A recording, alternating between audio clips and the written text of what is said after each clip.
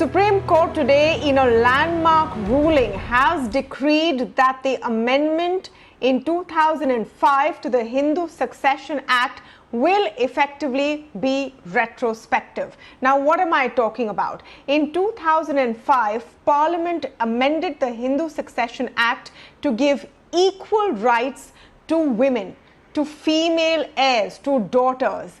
This has been going on now since centuries, where the male heir in Hindu undivided families automatically has rights to ancestral properties. The female, the girls, are left out. The 2005 amendment changed all of this. What the Supreme Court has done today is clarify a few very key things. One, that the father need not be alive as of 2005, 9/9/2005, when the amendments were made, in order for his daughter to have a right to ancestral property. In fact, the female, the daughter, need not have been born after 2005. She could have been born at any point even before. So now, what are the implications of this very, very crucial ruling, which has cleared up the confusion surrounding the implementation of the Hindu Succession Act? Does this open up to more litigation, to more fights, to more disputes on succession agreements which have already been put in place? Remember, in a lot of cases in India, there is barely any paperwork about what goes to whom. It was always assumed that the son gets it all. The girl, the daughter, has been given everything that she needs to have when she was married. Can now these ideas be challenged legally? Let's understand the implications of this very important ruling. Helping us do that today are two top Supreme Court advocates, Sanjay Hegde and Karuna Nundy. I'm also pleased to welcome to the show Ms. Valli Arunachalam, the Karta of the Hindu Undivided Family of MV Murugappan.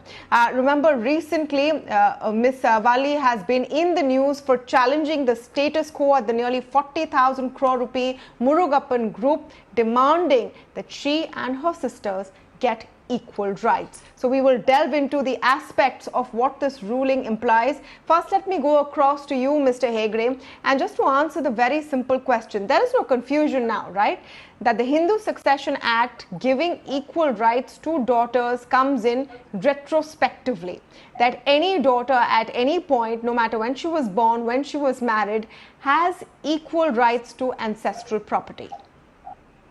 That is the position. In fact, there were earlier judgments which said that the father had to be alive or at the point of time that in 2005, and that the amendments of 2005 would apply only to cases where the father was alive at that point of time, or where to a daughter born after that point of time. Now the Supreme Court says no. Look, the amendment has come in. The amendment will govern all claims which are alive on that particular day. So on or after that day. So therefore, there is no necessity that the father should be alive in 2005. There is no necessity that the daughter should be born only after the amendment came into force. Whatever time the daughter was born, she is a coparcenor. Now, in a Hindu undivided family, see, I heard you use the word heir. There are no heirs. Everybody is a coparcenor in that family. You get your right in it by birth. Previously, yes, the right upon dissolution or upon the death devolved upon the male heirs alone, the male coparcenors alone, and the female coparcenors lost out. Now that position of law changed in 2005. Question was, the law came in 2005. To what kind of cases do we apply it? Do we apply it only to cases where the father dies after 2005, where there's a daughter born after 2005? Or do we apply it to all cases that we will process hereafter?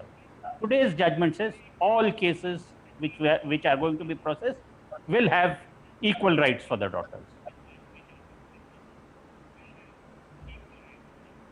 Okay, you're absolutely right, Mr. Hegde. The word heir and the word coparcenor has very different meanings. For our viewers, a coparcenor is someone who shares equal right in inheritance or property, and women are deemed to be coparcenors.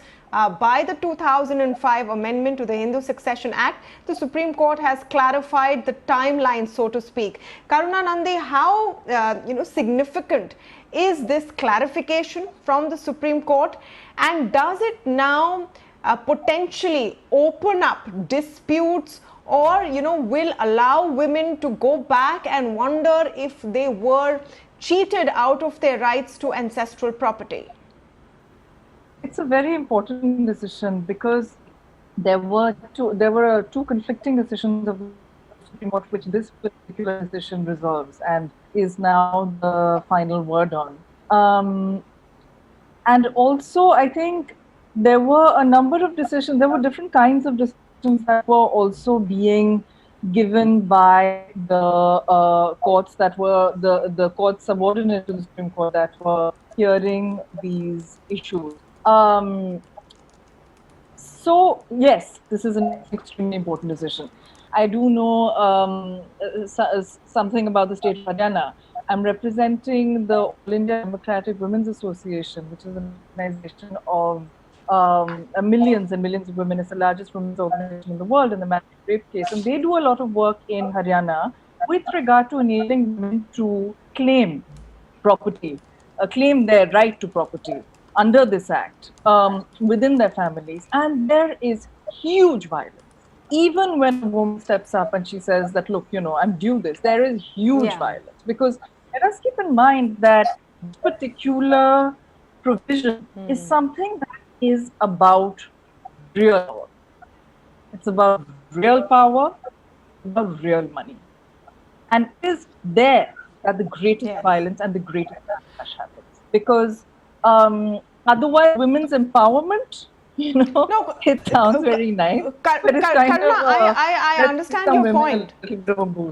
No, you have a very valid point. You have a very valid point, because it's the law, but then what about the implementation? What about the social barriers? I mean, the judgment talks about how family prestige does not allow a lot of cases to even go into court. I want to go also across to Ms. Valli, and I want your perspective. Also, Ms. Valli, I want your perspective on how you see this judgment today. And I know you are battling a very specific sort of fight right now for equal rights for women within a huge company. How do you see this? I see this as a great day for women. They say daughters are special, but I think today it says that daughters are special, not just in the family, and now they are equals in the eyes of the law. So a landmark decision by the Supreme Court, and I would like to personally thank the highest court in the land for making this amazing landmark decision that is going to benefit millions of Indian women.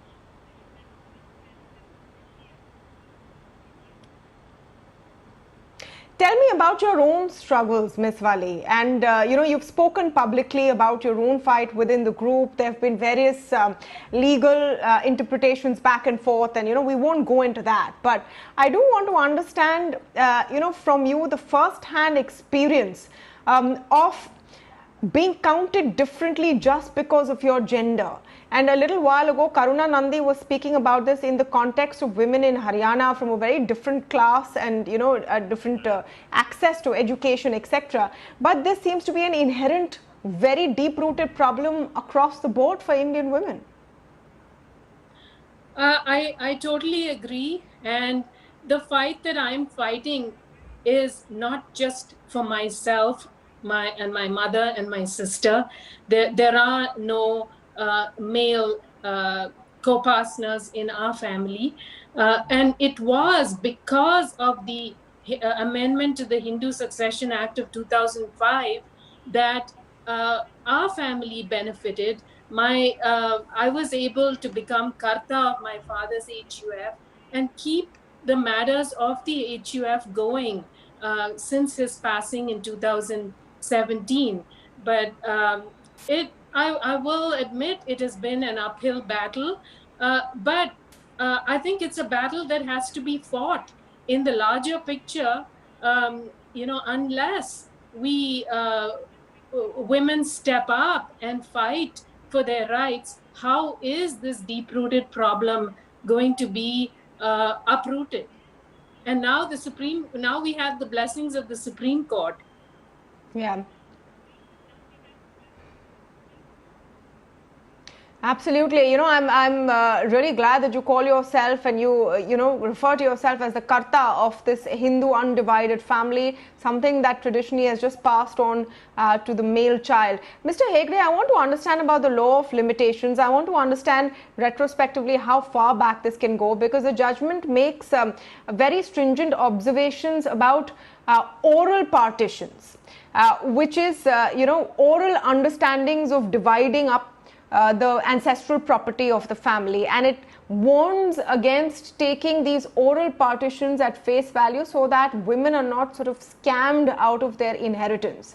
Now, that is the most prevalent form of agreement in India, isn't it? Very few families would have something written down in paper with everyone agreeing to it. So does this, in a sense, open up that Pandora's box? Yes, it does. It does, where there have only been family understandings, and there has been nothing written down, and nothing, more importantly, nothing registered. It often used to have.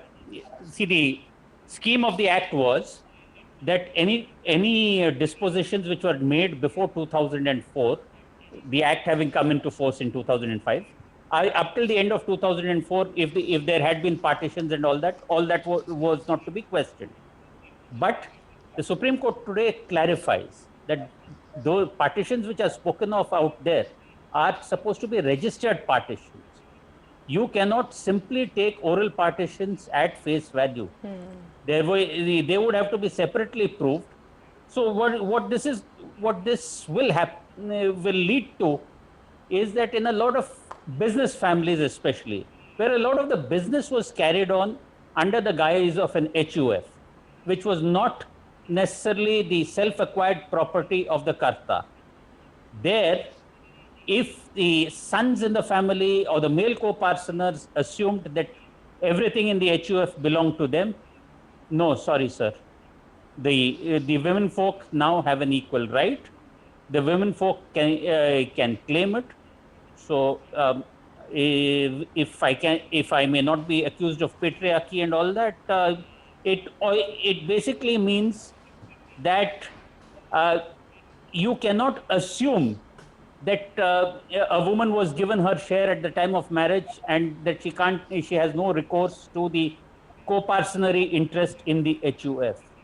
If you have a fight with your brother-in-law, for instance, you are possibly inviting trouble for in terms of fresh claims on property which you thought devolved on you.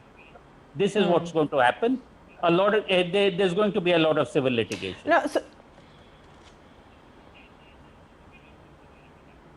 okay, so you see a lot of civil litigation. What happens, Mr. Hegde, for example, if there is an ancestral property which has been sold off by the brother, or in a case where the woman's passed away, does her son also become a co-parcenor? Can he also come and make this claim? This broad framework, it is possible to make a claim. You can make a claim even against the buyer of the property, saying that you bought what you bought was an incomplete title. I want a declaration that my title did not in the coparcenary element did not pass on. So you could possibly claim against third parties also, and you could claim against the other coparcenors who received the proceeds of the sale and did not give you your share. I see not only the women, but their successors also coming in.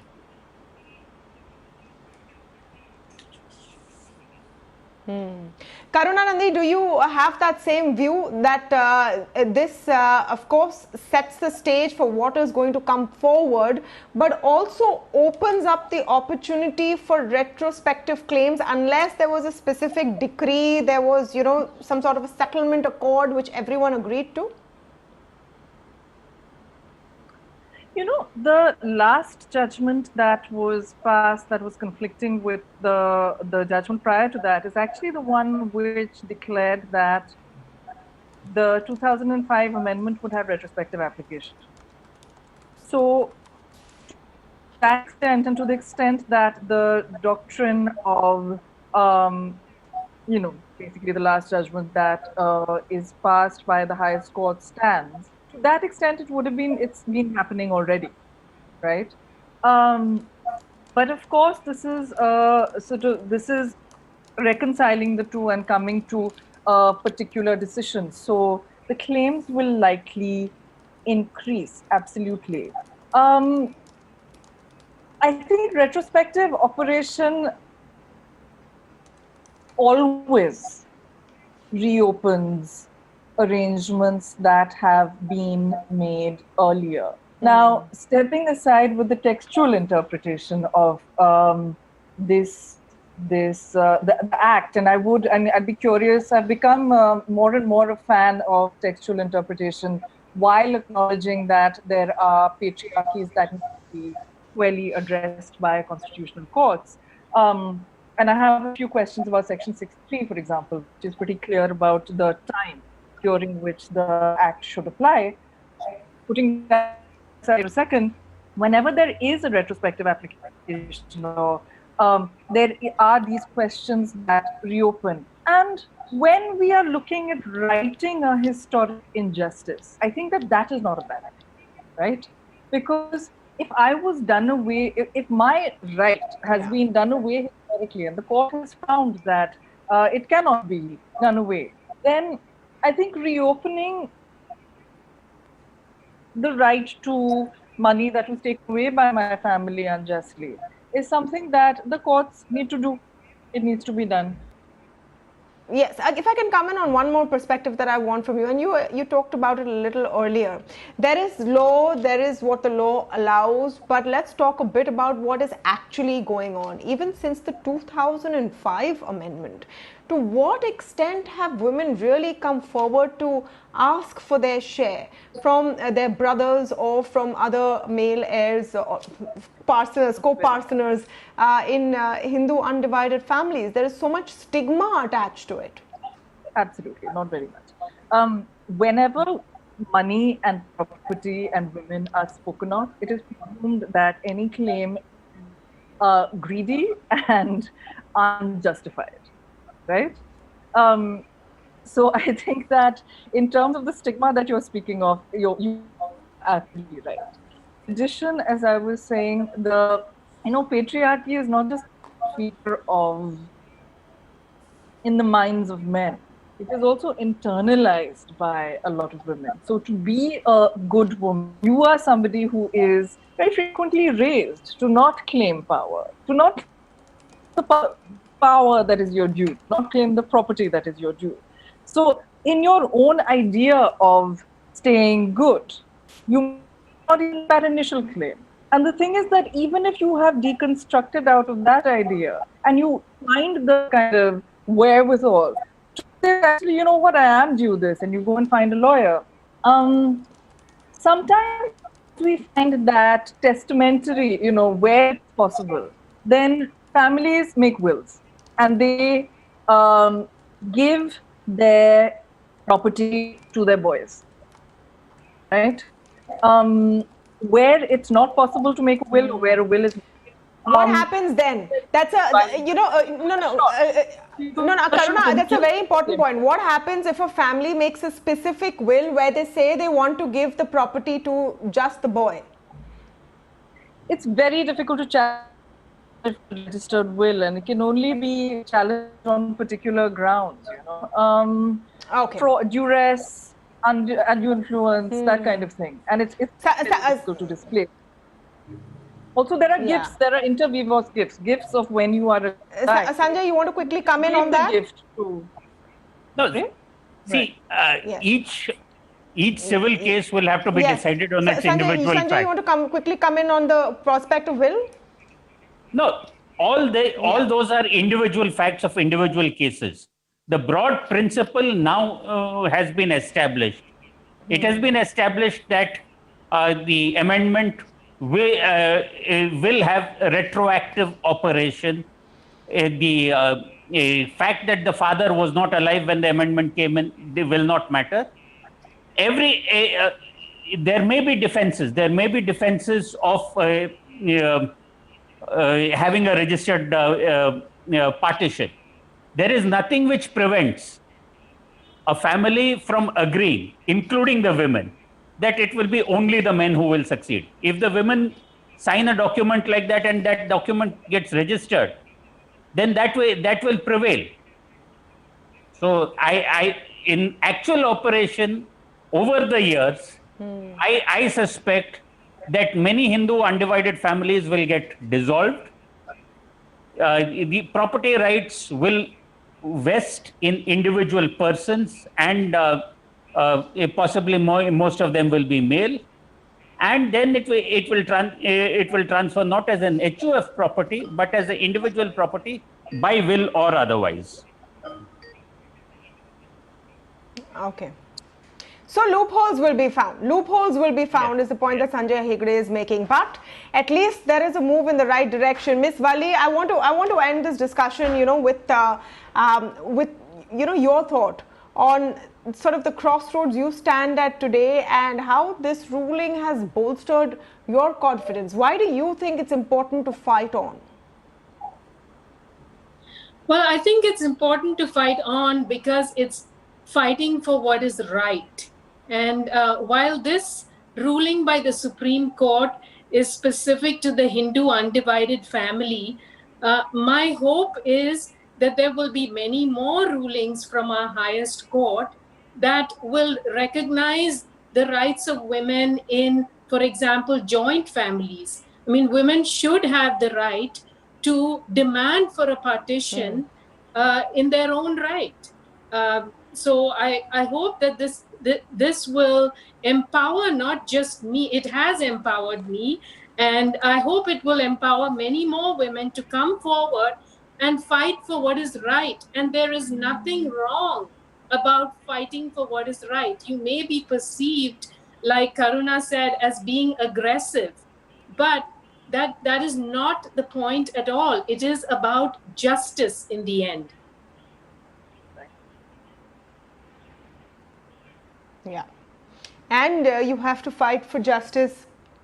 It has now been made easier for women, at least the interpretation of the law has been made easier. Of course, how long society will take to catch up is another very, very important question. For today, I want to thank Karuna Nundy, Sanjay Hegde, and of course, Ms. Valli for joining us on this discussion. We'll take a very short break on the show. On the other side, we have the India Revival Mission, where you will hear from Maruti boss R.C. Bhargav.